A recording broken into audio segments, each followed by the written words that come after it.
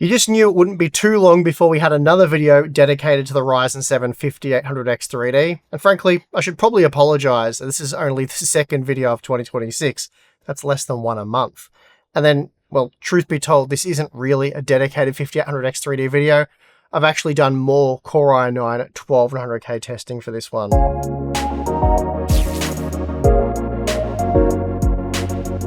That's because you guys have been hitting me up in the comments section asking for this comparison for months now, so I finally got around to doing it. It's done.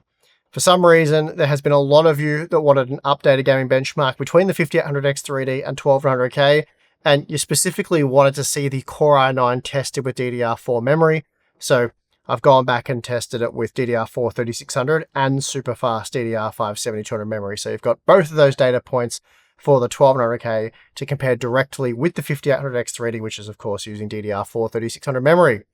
But before we get into it, today's video is brought to you by Ugreen and their brand new FineCam Pro 4K AI webcam. The FineCam Pro features a 1/2-inch Sony sensor, which delivers crisp 4K video up to 30 FPS, while also being capable of 60 FPS at 1080p. It has exceptional low light performance while also supporting gesture controls, which are becoming popular amongst modern webcams. Phase detection autofocus ensures snappy, precise focusing, and autoface exposure works as an intelligent fill light, keeping your face well lit in less than ideal lighting situations. The FineCam Pro also houses a dual mic array, providing an all-in-one audio-visual solution for those who like a minimalistic setup, as well as a built-in privacy cover for instant protection. Among many other features, this camera also has 7 built-in filter modes and supports a vertical orientation, perfect for mobile content creation. If you'd like to learn more about Ugreen's FineCam Pro 4K AI webcam, check out the links and discounts in the video description. So unfortunately, you can no longer purchase the 5800X 3D, and this has been the case for quite a while now, and even the binned 5700X 3D is no more, so pretty sad times for AM4 owners. There is of course the Ryzen 5 5500X 3D, which we just had a look at. It has started popping up in China, which is where I got mine from. It's meant to be a Latin America exclusive, but yeah, it started popping up in other regions, so maybe that's something that you can be on the lookout for if you have one of those older AM4 processors and you're in need of an upgrade, but that won't be the focus of today's video, of course. As for Intel, you can still buy many of the 12th gen models, such as the Core i9-12900K, but it costs $390 US over at Newegg, while you're looking at more like $500 locally here in Australia. So given that, I doubt many of you are interested in that particular part, especially given something like a Ryzen 7 9700X can be had for roughly the same price locally or even less over in the US. So I'd say the interest from viewers here is to see how things played out for those who were faced with the option of a 5800X 3D or 1200K for flagship gaming back in 2022. At the time, I did put together a 40-game benchmark comparing these processors and found the 5800X 3D was just a mere 1% faster on average, though that data was based on the 1200K using DDR5 memory. Today, we're once again comparing them, but this time the Core i9 will be tested with both DDR5 and DDR4 3600 memory, so let's get into the data. Starting with Rainbow Six Siege, we'll focus on the medium quality settings, and as you can see, the 1200K armed with DDR5 is good for 417 FPS, and that made it 4% faster than the 5800X 3D. However, if using DDR4 memory, the Core i9 ends up being slower, and now the Ryzen 7 processor is 10% faster. We're only looking at 5800X-like performance from the 1200K when both CPUs are using DDR4 3600 memory, meaning the Core i9 is 15% faster in this example if you give it DDR5. Moving on to Battlefield 6, this is another game where the 1200K is just ahead of the 5800X 3D, at least when looking at the average frame rate, where it's 3% faster, though we are seeing a far more substantial 18% increase for the 1% lows. But once again, if we limit the Core i9 with DDR4 memory, performance drops off considerably, and now it's only slightly faster than the 5800X. This means the 5800X 3D was 23% faster than the DDR4 enabled Core i9 when using the medium settings, and then 21% faster with the Overkill preset. It also meant that the 1200K was almost 30% faster in both examples when using DDR5 memory, opposed to DDR4. AMD's 3D V-Cache technology has proven to work very well in Arc Raiders, and we're seeing another example of that here with the 5800X3D, which was 22% faster than the 12900K, and that's a DDR5 enabled 12900K. If we're to use DDR4 memory with the Core i9, the 5800X3D ends up 35% faster, delivering comparable performance to the much newer 9700X and Core Ultra 9 285K. Interestingly, DDR5 doesn't help the 12900K all that much in this title, offering an 11% performance uplift over DDR4. Borderlands 4 is a more GPU limited title, so we'll stick with the medium quality data here. In this example, the 12900K was up to 8% faster than the 5800X3D when using DDR5 memory, then slightly slower with DDR4. So comparable performance between these two CPUs, regardless of the configuration used, and this applies even more so with the Badass preset. Moving on to Marvel rivals. In this example, the 12900K was slightly faster than the 5800X3D, delivering 3% greater performance with the medium preset, and then 6% with Ultra. Those results, though, were achieved with DDR5 memory, and when switching to DDR4, the tables turn, and now the 5800X3D is 11 to 17% faster than the Core i9, depending on the quality settings. And that means the 12900K was 18 to 21% faster using DDR5 memory when compared to DDR4 in this title.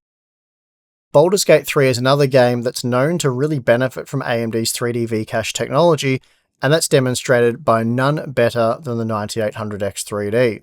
Still, the 5800X3D is also extremely nippy here, matching and even beating the 14900K, though it does fall behind for the 1% lows. It is, however, able to match the 1% lows of the DDR5 enabled 12900K while delivering substantially greater average frame rates, 27% greater with the medium settings and then 13% greater with Ultra. But if we limit the 12900K to the use of DDR4 memory, performance drops further, and now the 5800X3D is 61% faster with the medium settings and 39% faster with Ultra. This meant that the 12900K was 23 to 27% faster with DDR5 memory opposed to DDR4. Next up we have Cyberpunk 2077 Phantom Liberty, and this is another example where the 5800X3D really shines, particularly using the lower quality settings.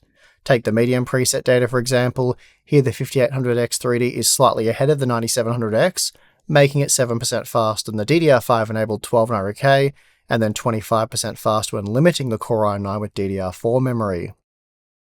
But if we switch to the Ray Tracing Ultra preset, the game becomes a lot more GPU demanding, while also requiring more of your CPU, but it's a balancing act and typically you will run into the GPU limits first.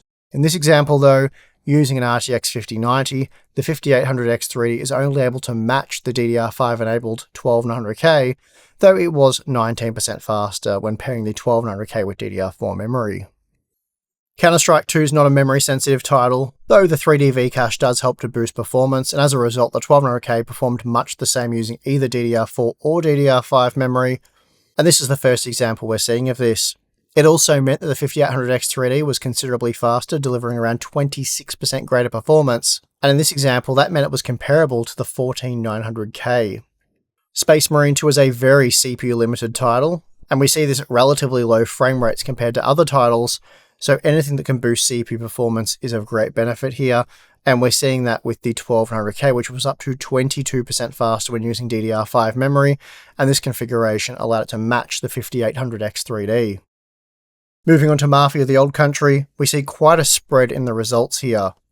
And when armed with DDR5 memory, the 12900K is very impressive, averaging 124 FPS using the medium settings, making it 15% faster than the 5800X3D, and then 11% faster using the Epic preset.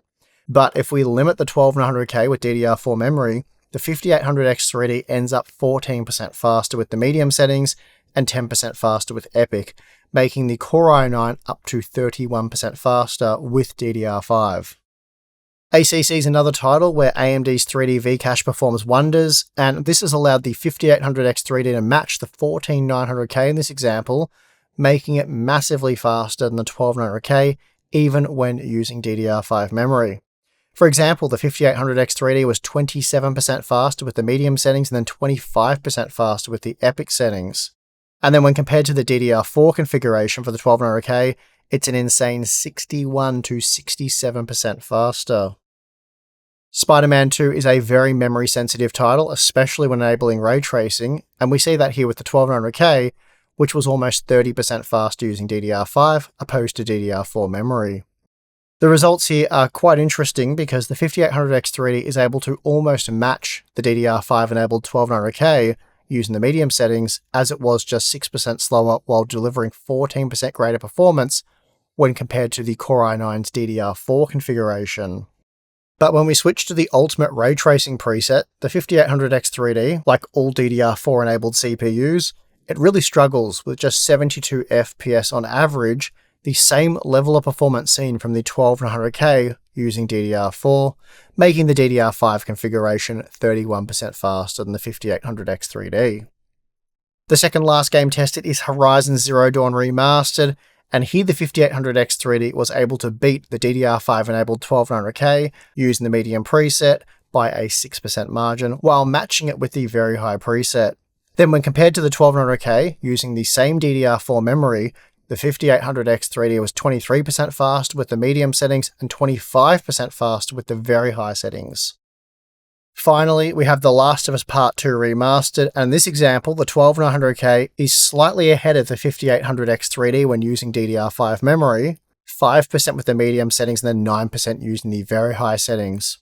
But we see when using DDR4 memory with the 1200K, it does end up again quite a bit slower, and this saw the 5800X3D end up 12% faster with the medium settings and then 7% faster with the very high settings. Okay, so here's a look at the 14-game average data, and as you can see, the 5800X3D did come out on top, beating the DDR5-enabled 1200K by a mere 5% using the medium settings, and then just a percent with the ultra settings. So performance overall is very similar, though if you were to use the 1200K with DDR4 memory, the 5800X3D would be quite a bit faster, 25% with the medium settings and then 19% using the ultra settings. Before wrapping up this video, I went back and looked over my conclusion from 4 years ago, comparing these two CPUs across 40 games. I noted that in my day one review featuring 8 games, that the 1200K using high-speed DDR5 memory was just 2.5% faster than the 5800X3D, while in the updated 40-game benchmark, that margin actually went in favour of the 5800X3D. Well, a slight advantage anyway. It ended up being like a percent or so faster. So, needless to say, whichever way you slice it, these two CPUs, back when we tested them, were very competitive. Fast forward to today, and we see when using these same ultra-quality settings, but in much newer games, that the 5800X3D and a DDR5-enabled 1200K are still neck and neck, as the Ryzen 7 part was just 1% faster, though it was 5% faster based on the medium quality data, but still, that is a very small margin. Now, going back 4 years ago now, I estimated, based on available data, that had the 12900K been paired with DDR4 memory, that the 5800X3D would have been around 8% faster. And that was accurate information based on the games we had available at the time. But of course, back then, games weren't able to utilize the additional bandwidth of DDR5 memory, as well as the games of today do, and that's sort of like what we're seeing today with a game like Counter-Strike 2, because of course, not all games are able to utilize DDR5 memory. And this was pretty logical, I thought, as those games were developed considering the bandwidth constraints of systems available at the time. Today, however, games have become more demanding, and as a result, DDR5 does offer a real advantage over DDR4, which is why we saw on average a 17 to 19% performance increase for the 12900K when moving from DDR4 to DDR5 memory.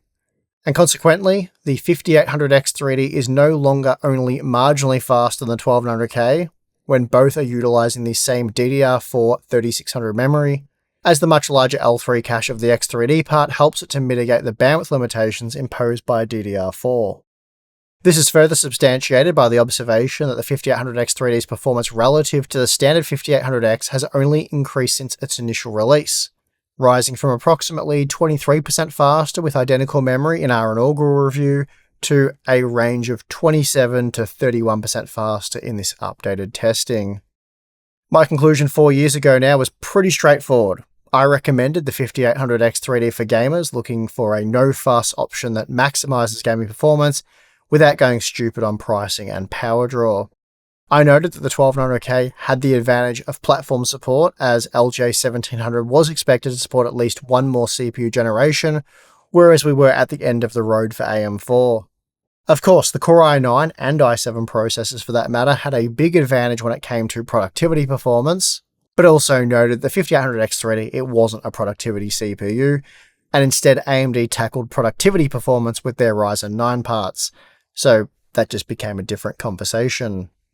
For gaming, the 5800X3D has held up really well, though so too has the 12900K, at least when using DDR5 memory. I think this updated data has proven there really was no wrong option here, other than maybe pairing the expensive Core i9 processor with a DDR4 motherboard and memory. That's probably proven to be a bit of a questionable choice, at least for those of you gaming. But had you opted for DDR5, it's held up really well, though DDR5 pricing was pretty horrific in 2021, much like today.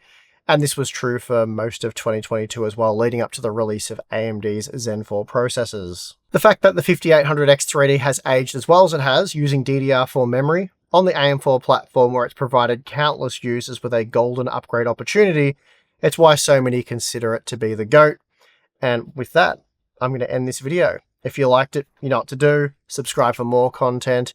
We do have more of these comparisons coming up, so yeah, make sure you subscribe for that. And also, if you want to get more Hardware Unboxed goodness, we have the join button or Patreon. Either one of those will give you access to our exclusive Discord server.